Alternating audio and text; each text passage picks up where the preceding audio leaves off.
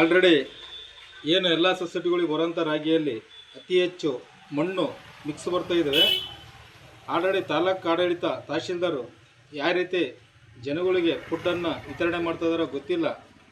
ಇದೇ ರೀತಿ ಮುಂದುವರೆದರೆ ಮುಂಬರದ ದಿನಗಳಲ್ಲಿ ಇಡೀ ತಾಲೂಕು ಆಫೀಸ್ ಮುಂದೆ ಉಗ್ರವಾದ ಹೋರಾಟ ಮಾಡಲಾಗುತ್ತದೆ. ಈ ಸಂಬಂಧಪಟ್ಟ ಇಲಾಖೆ ಅಧಿಕಾರಿಗಳು ಈ ಕೂಡಲೇ ತಕ್ಷಣ ಏನು ಫುಡ್ಡು ಎಲ್ಲ ಕಡೆ ಅಕ್ಕಿ ರಾಗಿ ವಿತರಣೆಗಳನ್ನು ಸೊಸೈಟಿಗಳಿಗೆ ವಿತರಣೆ ಮಾಡಿದ್ದಾರೆ, ಅವನ್ನ ಕೂಡಲೇ ಪರಿಗಣಿಸಬೇಕು. ಅವ್ರು ಪರಿಶೀಲನೆ ಮಾಡಬೇಕು.